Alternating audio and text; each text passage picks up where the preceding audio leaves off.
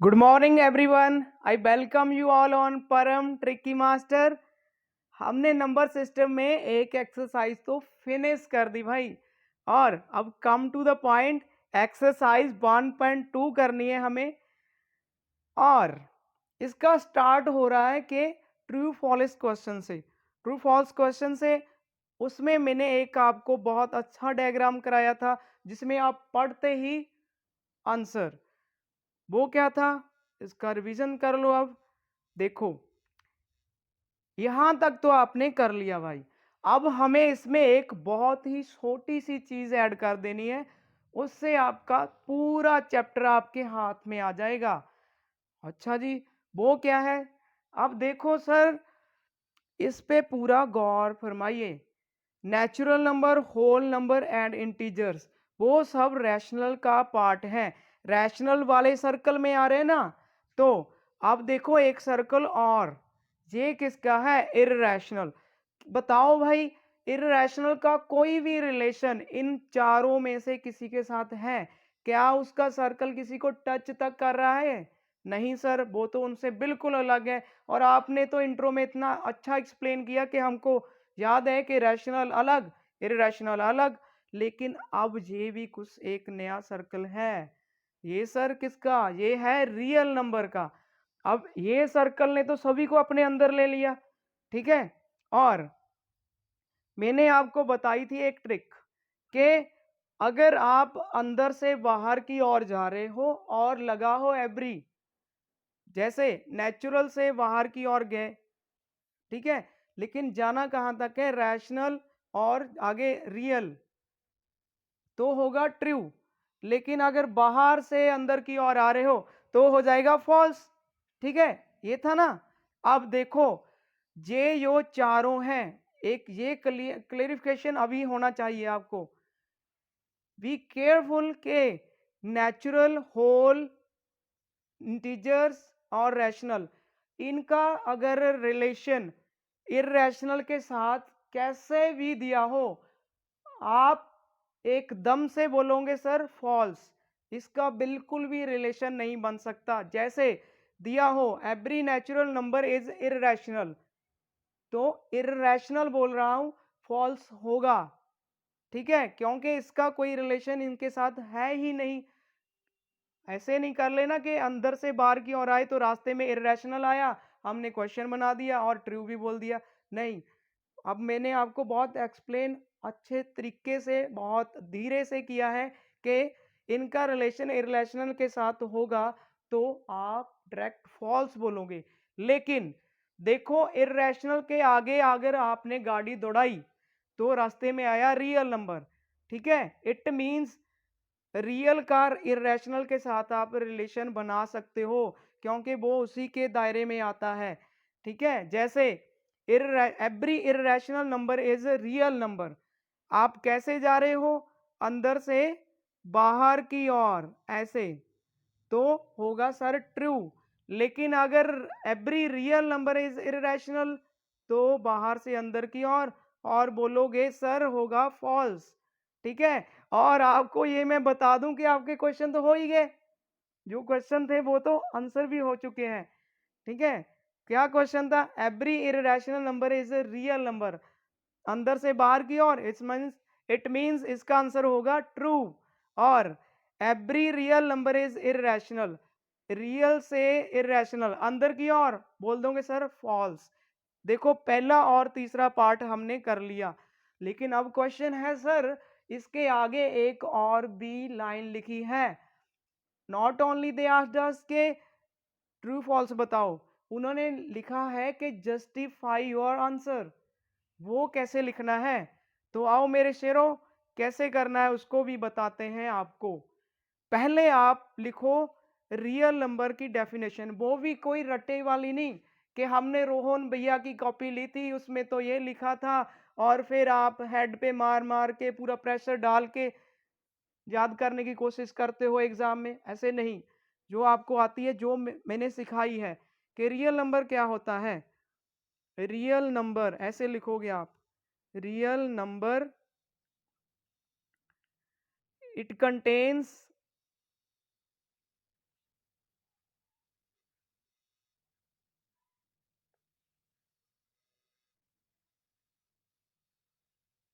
contains rational and irrational numbers। ठीक है, ये तो पता ही है आपको, इरेशनल नंबर्स को भी लेता है। अब लिख दो इसकी एग्जाम्पल। अपने आप से क्वेश्चन का आंसर फॉर्म करना सीखो बेटा। कैसे? अंडर रूट 3.146932 ऐसे ऐसे करके आगे लगा दो डॉट। ठीक है, और अब लिख दो 5 1 -3। These are the sum examples अपने आप से बनाई है। ठीक है, अब क्या लिखोगे? पहला था every irrational number is real number. ठीक है, अब लिख दो अंडर रूट 3,146,932 जो ये वाला था are irrational.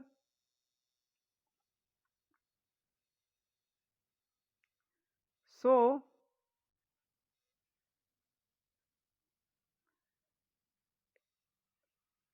irrational is a part of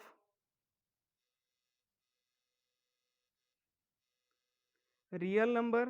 दिख रहा है आपको ना कि रियल नंबर का पार्ट हुआ। ये आपने दे दी उसको जस्टिफिकेशन कि रियल नंबर का पार्ट इरेशनल हो सकता है। देखो सर, यहाँ से हमने आपको एग्जांपल देख के भी आंसर बनाया। और अब दूसरा कैसे करना है? दूसरे में जो थर्ड पॉइंट था, थर्ड पार्ट था, उसमें सिर्फ आपको क्या करना है? रियल नंबर की डेफिनेशन। ठीक है, उसके आगे लिखना जस्ट लास्ट वाली लाइन को चेंज करना है कि अब आप वहां पे ये भी देख पा रहे थे 1 5 -3। क्या ये इरेशनल है? नहीं सर, ये तो इंटीजर्स हैं। वो किसका पार्ट होता है? रैशनल का। Are not irrational.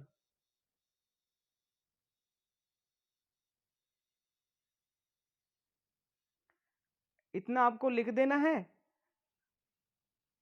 Are not irrational but are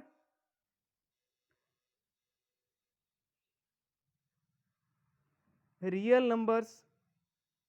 ये रियल नंबर तो है ना, क्योंकि ये रैशनल का पार्ट आ गए, हैंस जस्टिफाइड। बस आंसर हो गया आपका। देखो, अपने आप से आंसर लिखा, कोई रट्टाफिकेशन वाला काम ही नहीं हुआ। अब आगे जो सेकंड पार्ट था वो लास्ट में, क्यों? क्योंकि इसका मेरे को आपको बहुत अच्छे वे में समझाना है। अब देखो, क्वेश्चन बोल रहा है कि जो भी आप नंबर लाइन मैंने आपको पहले दिखाई थी ना, अब भी दिखाऊंगा कि उस पे आप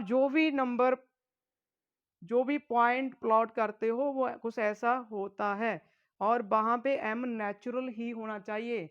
अच्छा, तो अब बताओ भाई, पहले तो मैं आपको यही दिखा दूं। अब देखो, नेचुरल नंबर कहाँ से स्टार्ट होते हैं? 1 से। क्या ये नेगेटिव वाले नंबर लाइन पे नहीं दिखा पाए आप? क्या जीरो नहीं दिखा पाए आप? अच्छा, तो सर अब ये भी बताओ मेरे को कि अगर आपने लिया इसमें अंडर रूट 0, इसका आंसर क्या होगा? सर बहुत आसान है, जीरो आंसर होगा। क्या जीरो का आप नंबर लाइन पे नहीं शो कर पाए? सर अभी तो दिखा पाए आप, अभी तो दिखाया आपने कि जीरो आता है उस पर।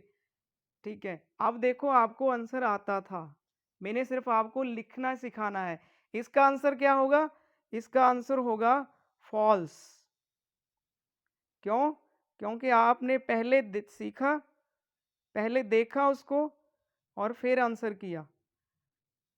ठीक है, अब लिखना की है कि वी कैन रिप्रेजेंट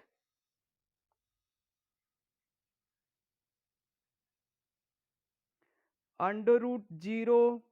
अच्छा, ये बताओ अंडर रूट 9.3, क्या इसको नंबर लाइन पे नहीं दिखा सकते आप? Under root 5.6। सर अभी आप 1.5 जो एक्सरसाइज आएगी उसमें तो आप सेम टू सेम ये क्वेश्चन कराने वाले हो, तो हम तो इट मीन्स उसको हम नंबर लाइन पे दिखा सकते हैं। अच्छा, ये बताओ 1/2 को नहीं दिखा सकते? सर दिखा सकते हैं? क्या ये नेचुरल नंबर है? नहीं sir. We can represent all these 0, 9.3 where 0, 9.3, 5.6, क्योंकि जो अंडर रूट में है वो बोला है इन्होंने नेचुरल हो, आर नॉट नेचुरल, और उनको तो हम दिखा पा रहे हैं।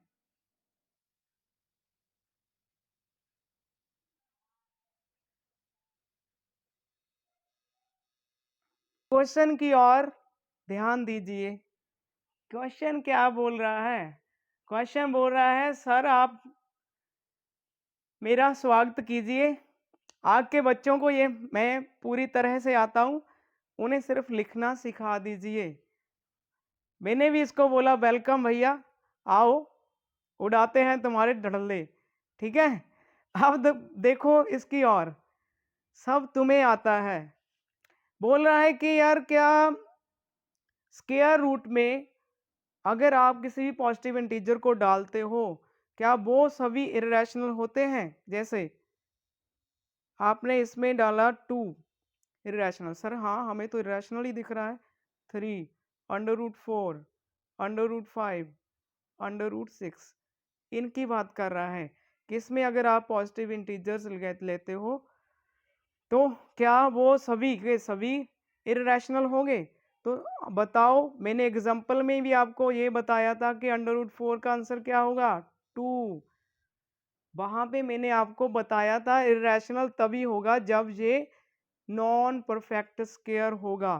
तो आंसर तो आपने कर दिया, ठीक है, आंसर आप कर चुके हो। क्या कि सर इसका आंसर आएगा नो, आंसर आएगा नो। आगे उसने लिखा है कि if not give example, an example, एक। सर हम एक देंगे, हम इसे एक नहीं लाखों देंगे। कैसे? लो सर, अगर आपने लेनी थी एग्जाम्पल, यहां से ही स्टार्ट कर लो। √1, क्या आएगा आंसर? 1, जे भी रैशनल। √4, सर आंसर आएगा 2। √16, आंसर आएगा 4। √9, आंसर आएगा 3। √25, जितने पेज चाहो उतने बढ़ा सकते हो। हम तो एग्जाम्पल्स लिख लिख के पूरा कॉपी भर सकते हैं, इतना अच्छे तरीके से परम सर ने हमको बनाया है। देखो तुम्हें एक भी चीज रटनी नहीं पड़ रही, वो दिमाग पे प्रेशर नहीं डालना पड़ रहा कि हमने तो पप्पू भैया की कॉपी ली थी, उसमें से किया था, उसने पता नहीं कहाँ से किया होगा और मेरे को अब याद नहीं आ रहा भाई, क्या करें एग्जाम में। वो सब आपके साथ नहीं होगा। देखो एक नहीं हजारों एग्जाम्पल देने के लिए तुम तैयार हो। क्यों तैयार हो? कि तुम किस चैनल से पढ़ रहे हो? The Param tricky master. तो क्वेश्चन मार्क इस बच्चों के माइंड में ऊपर देख रहा था कि सर हमें ये क्वेश्चन है एनसीईआरटी का, √5 इसको करके दिखाओ नंबर लाइन पे। तो बच्चों ये तो मैंने आपको कल भी सिखाया था, ठीक है। ये दो वैल्यू हैं, इनमें से किसी को भी बेस किसी को भी परपेंडिकुलर आप बोल सकते हो। तो उसके आगे कैसे करना है ये देखो। आपको इनमें से कुछ भी बेस ले लिया, लेकिन जहां पे जैसे मैंने ले लिया 2, उसके आगे ए बी लाइन 2 ड्रॉ करी, उसमें परपेंडिकुलर आप कितना डालोगे? 1। क्या बी सी हो गया आपका 1। और अब जब आप ए को सी से ज्वाइन करोगे तो आपका आ जाएगा आंसर, नॉट आंसर, क्योंकि आपने अभी इसको नंबर लाइन पे नहीं शो किया, जस्ट आप मेजर कर पाए कि √5 की वैल्यू कितनी होगी। स्केल पे √5 नहीं मिलता, इसीलिए हमें ये मेथड अडॉप्ट करना पड़ रहा है। अब क्या करना था? अब आपको अपनी कंपास यहाँ पे रखो, यहाँ से नीचे की ओर एक लगाओ आर्क, ऐसे कुछ आपको मिलेगा पॉइंट डी, और ए से डी तक जो भी है वो होगा आपका आंसर। हो गया आंसर? खुश हो? अब AD √5, साथ ही आपका बहुत ही धन्यवाद। Thank you very much.